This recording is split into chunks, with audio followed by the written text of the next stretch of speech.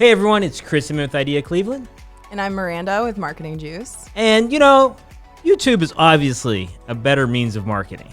I don't know about obviously, Chris. I think having email subscribers is a lot more beneficial than having YouTube subscribers. I don't know. We better solve this debate. Hey everyone, thanks for joining us here on the great debate, YouTube versus newsletters.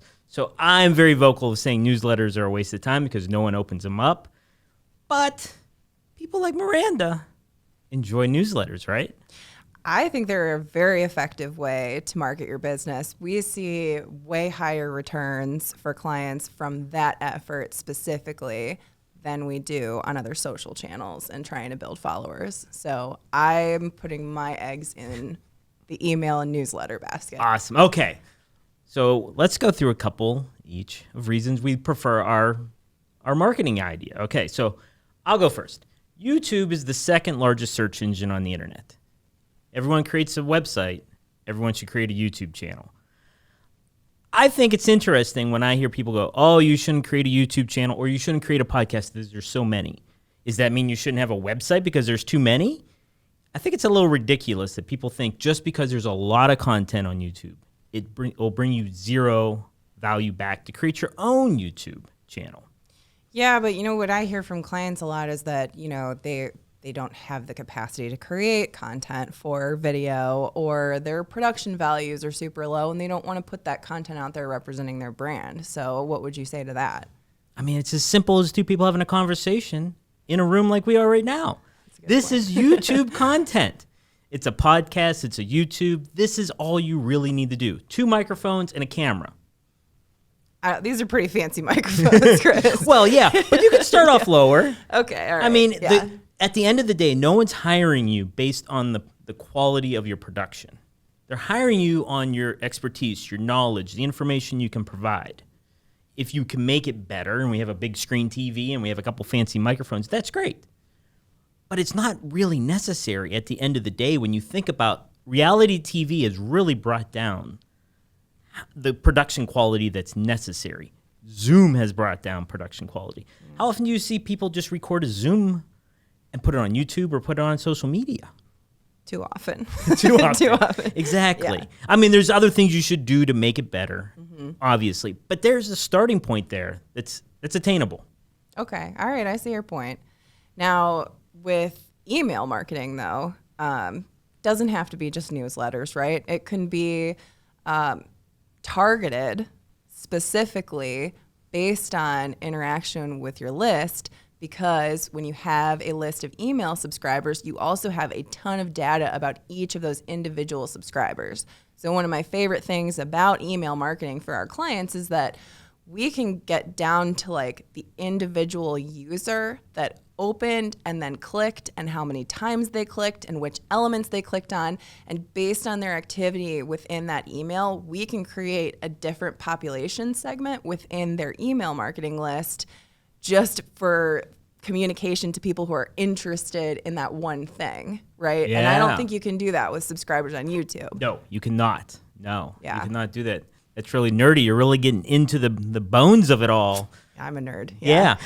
Like, I just got an email from Taco Bell that I can sign up for 30 days of free tacos for like $10. And I was like, this is amazing because I use my Taco Bell app and I use all that all the time. So, yeah. There you go. Yeah. So I'm not getting that from a YouTube subscription. Yes, the targeting, the segmentation, the tracking. I mean, that would be like the second big reason that I would say, invest your money and time into email marketing strategies and newsletters if you want, because you can actually track, if you actually get business out of that, you can follow that line all the way back to the person who opened your newsletter, right? Yeah. You can't always do that. No. For any social platform, let alone YouTube, right? Yeah. They can say, I saw your YouTube video, but we don't have data that backs that up. Correct. Right? Yeah, exactly. All right, that was good. Point to you. All right. So I read often that people say YouTube doesn't have SEO value, but I like to disagree with that because you're an SEO expert, so you can confirm these things. Dwell time on your website, does that help with your Google SEO? Oh, it's a big factor. So imagine if you have a 10-minute video that you embedded from YouTube onto your website. You transcribe it, you get your keywords and your description and everything, which helps your Google SEO. Right. And that does help your SEO. So that's my one SEO. My number Okay. two is thumbnails. With a eye-catching thumbnail. Think about when you do a search and you see this thumbnail in the search results of Google. Maybe it's not SEO, but it's definitely going to grab someone's attention more than just words. And that's what you get on Google, right? Yeah. So, and then my third is creating backlinks. Backlinks are important, right? Backlinks are my sweet spot. I love backlinks. There you go. Yeah. I feel like I won that one. Okay, yeah, I point to you for that for sure. You're right. And you know, one thing that you didn't mention is that Google owns YouTube. Oh, yeah? So anything that Google owns, Google is going to give you preferential treatment for. Look at that. I didn't even take the layup. Yeah, that is a very good point. One thing that I would say kind of trumps the YouTube subscribers on the email end is being able to own your list. I mean, that's a big deal. Businesses are literally valued based on how many subscribers and how much user data they have collected over their, existence. And so if you have built up a 100,000 subscriber list, you not only have ways to contact them because you have their email and sometimes their phone numbers too, right? Mm-hmm. And their names.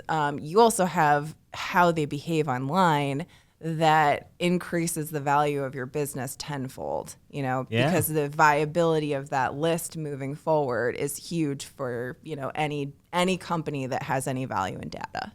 That's pretty good. Yeah. I hear this often. People say, don't build on rented land.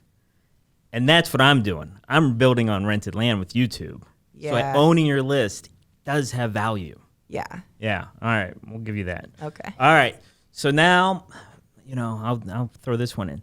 The usage of a YouTube video goes on and on. You can share your YouTube videos, if you make them properly, evergreen, for years and years. People can be watching them. You can be sharing them. You can have it on your blogs. You can have it on your social media. Constant usage of content, which I think a lot of small business owners have a problem with, having a giant library of content. So by having this library of content, you have all this ability to reuse it. Okay, I agree with you there. So because we recently started doing YouTube videos for Marketing Juice, I can actually have conversations with clients without having conversations with clients, essentially. Like I have said the same things in my decade-long career in SEO and marketing over and over and over again. And the beauty of having that YouTube video where I've said that one final time that I can just distribute and share that as long as it stays relevant and true, will continue to propel my business. Oh, yeah. Think about like your elevator pitch. You say it over and over and over again. You make it a YouTube video. You embed it on your landing page or the homepage of your website. There's your elevator pitch. Seen over and over and over again without you having to do it over and over again. Yeah, so there you go, saving you some time. Okay, but I do want to end with just one more benefit to email marketing that for clients who have trouble with content creation, email marketing allows for templated processes, which is a good place to actually marry some of this YouTube content that you're creating and then your email content, right? If you create really nice templates where you can literally just drop content in, you can include your blog posts, your tidbit, your fun fact for the day if it's a newsletter, drop in and out your products. And once you have that templated process built, it becomes a very easily manageable marketing strategy, even for somebody who's not well-versed in content creation or marketing. Yeah. I mean, all right, I don't know who really won. I think no one won, let's be honest. But I think we both can agree that it's important that clients have content, such as YouTube, blogs, such and such, to do a quality newsletter. Oh, fully agree. Yeah. I think that's one of the biggest problems small business owners have right now is they don't have a library to do the newsletter. Right. Do you have any tips on helping people other than a YouTube to start that library? So I think YouTube is great. I think diversified content is really what wins the day. Graphics, video, I do tell my clients, go ahead and take cell phone pictures. It's better than nothing because people don't want to see constant stock photography, right? You want to have that authenticity in your marketing too. People want to know that they're working with real people, not just faceless companies. They see those behind the scenes photos. Yeah. Basically what I tell my clients all the time is that like you're an expert in your business and industry. So talk about that, talk about that. Talk about why you love what you do and what brought you to, start this business in the first place and what problems you solve for your clients or your customers, right? Like what impact you're making in their lives, what impact owning your own business has made in your own life. I mean, people care about that stuff. They do. And honestly, once you get a business owner talking, they can talk for days about, their own business, their own industry, and why they like what they do. That's a year worth of content right there. Seems awesome. Yeah. Start off with a YouTube and then create that newsletter to start sharing it to your 100,000 subscribers. Yeah. And there you go. You got the perfect plan. Right. Essentially, marketing, like nothing is mandatory. And there's a lot of marketers out there who are like, you absolutely must do this, right? It's not going to be right for every single business, and if you have the time and the capacity to create the content for YouTube and you have the time and the capacity to run an email marketing strategy and build subscribers to your list, then you should do both. Absolutely. Yeah. I mean, honestly, a YouTube channel is not for every business. Right. A newsletter is not for every business. Right. I mean, you have to find where you can find your ideal client and talk to them and communicate and build a relationship with them. It could be Pinterest. Could be, yeah. Like, there's so many options out there.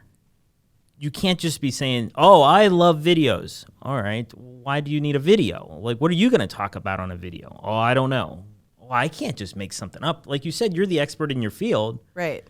Not every business needs every means of marketing. I fully agree with you. And I think that's the biggest problem people have. They read these blogs and they go, oh, this is the greatest thing. I have to be on TikTok.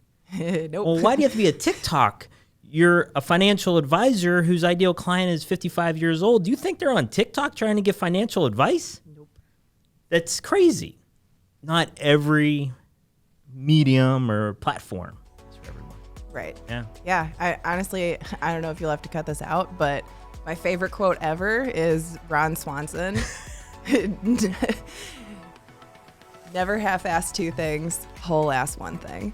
And that applies so well to everything that you're saying, like whatever you're going to approach, put your energy and effort into that one thing, and make sure you're doing it well. And if you don't feel like you have the time and energy, like it's not the strategy for you then, and that's why there's outside marketers like you and I to help businesses get through these things. So awesome. I don't think we should continue now that we have Ron Swanson. We should end with that. Yeah. We can't be getting better. All right. Well, thank you so much for watching. And I hope you learned a little something about newsletters and YouTube.